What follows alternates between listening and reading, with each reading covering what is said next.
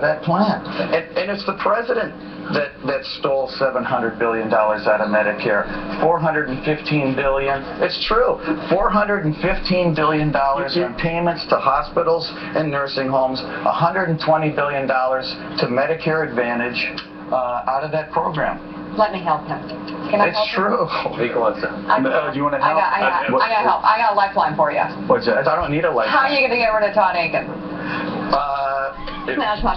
Keep telling them to get out of the race and I will tell you, I believe that sometimes you have to put the things you believe in, like liberty and freedom, ahead of yourself. He has an opportunity still to get out. So get out, right? I believe he should get out. I'm a one-way ticket to Tahiti. Sharon, let me ask you, I want to get Tom's take on this too, which is a question about the electoral map. The Washington Post poll this morning, that's all well and good, it shows a tied race, but you have to claw back so many swing states that President Obama won 4 years ago. So if you concede Michigan and Pennsylvania, where do you see the other weaknesses for the president? Where are you going to make up that ground? Well, you know, we have this 3-2-1 strategy that I'm sure you know about, which is Indiana, Virginia, North Carolina. The 2 is Florida and Ohio, and then we need 1 of about 8 states that Bush won in 2004, that Barack Obama won in 2008. And the 8 states there's 6 states plus Michigan and Wisconsin.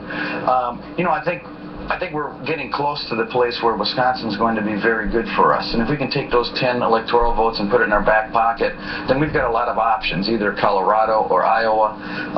But we have to solidify Florida, Ohio, and Virginia first. And then if we can move Wisconsin into our back pocket, I think that we're going to be very competitive. I think we've got a great opportunity here. Right now, I'm sorry. No, go ahead. I was just going to say the tough state this year is Ohio for Republicans. I say tougher than usual, Tom. Yeah, I think this year it's very much in play. John Kasich, the governor, is not wildly enthusiastic about the top of your ticket. I don't think that that's reasonably well known in the state of Ohio. There's a fair amount of separation. That's true, but okay, Tom. I said wildly enthusiastic. And, you know, he ran into a tough patch out there when he tried to cut the budget. Things are coming back a little bit in Ohio. Democrats think that they've got a shot at it. So it's hard to know how Ohio is going to play out. But my question to you is, Thursday night, does Governor Romney speak to the American people about who he is personally, or does he give a policy speech? Yeah, well, I haven't seen his speech, but I've certainly seen enough about generally where this speech is going, and I think it's a speech that's going to be able to accurately portray the Mitt Romney story to the American people, and I think that's important. And I think once this week passes, people are going to see the Mitt Romney launch that will help save this country and really put someone who can fix the problems facing this country into the White House. Chris, you're a speechwriter. You were a speechwriter for Jimmy Carter. Obviously,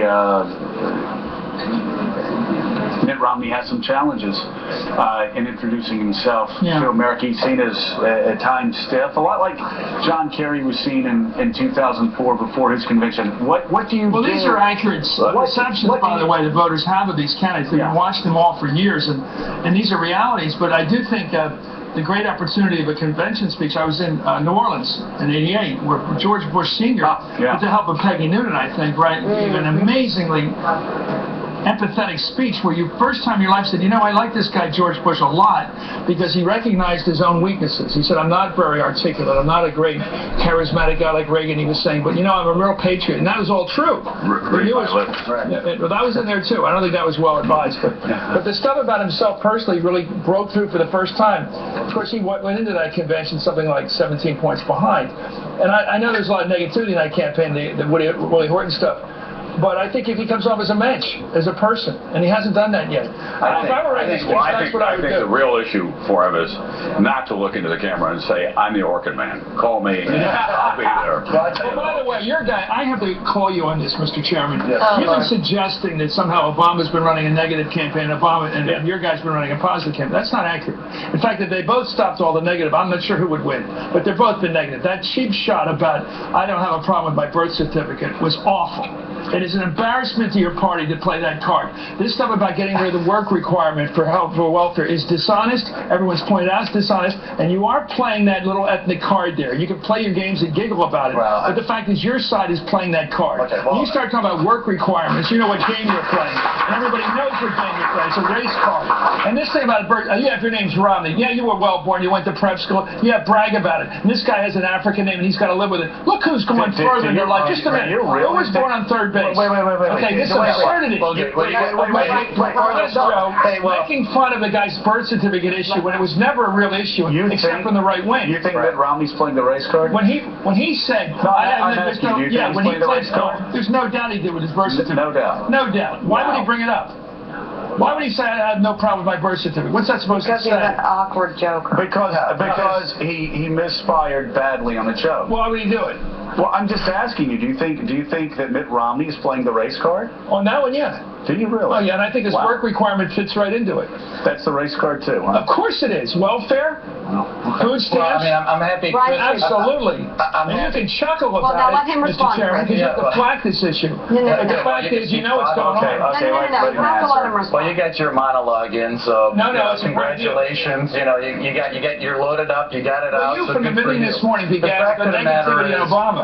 The fact of the matter is that he's from Michigan. He was born in Michigan. Yeah. He's making the point that I was born in Michigan. And you know what? We've gotten to a place in politics that any moment of levity is totally frowned upon by guys like you, just so that you can, push your brand. You know what? Good for you. It's a moment of levity. Everybody gets it. Barack Obama came out at the correspondence dinner with his own joke, as you remember a couple years ago, playing the Hulk Hogan song, I'm a Real American. Every person, myself, starting in February of last year, as soon as I became chairman of the RNC, Mitt Romney continuously has said, this president was born in this country, it's a non-starter, it's a dumb issue, it's a distraction, forget about it. It seems funny that the first joke he's ever told in his life was about Obama's birth certificate. It's just a funny choice. Listen, I think that I disagree with Chris on this. I think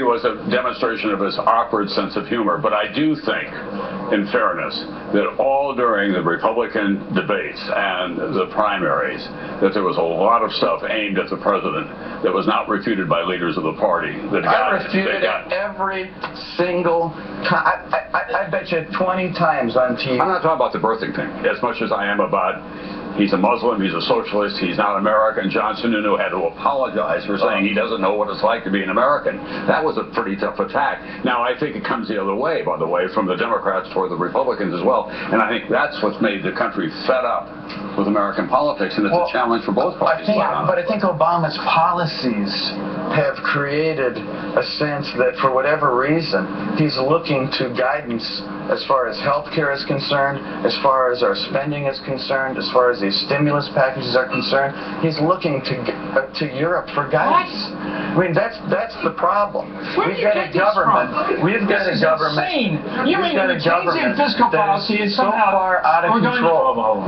You mean the fact that every president we've had is trying to offset the economic cycle with stimulus going the other direction? Look at the somehow European. He said he'd get the debt under control. Where are we at? What's this got to do with Europe and this foreignization of the guy? You're doing it again now. So you don't think Obama he's influenced by foreign influences? Okay. So you don't think government taking over health care? What's this European thing of yours? Okay. What do you think? Let's just work on tone. Go ahead, Ryan. What are you up to with this constant Chris, let him answer the not really domestic? Oh, he brought it up. All right. Okay. You don't think that the takeover of our health care system, called Obamacare, is a problem for most Americans in this country? Let me tell you history, sir. Teddy Roosevelt pushed for that. Franklin Roosevelt pushed for that. Truman pushed for that. Were they all under the influence of Europe? I'm not going to get into a shouting match with Chris, so you guys can move on. Because you're losing, that's why. No, it's not losing. I'm not going to sit here. Obama being a foreigner is the thing your party's been pushing. Sununu pushed it. Everybody pushes it in your party. Okay. Garbage. Jokes. Garbage. It's your garbage. Yeah.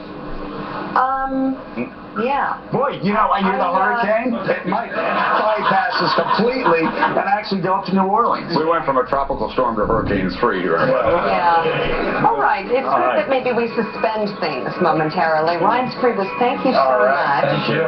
Thank you. Tom Brokaw, thank you as well. Chris Matthews, thanks, I think.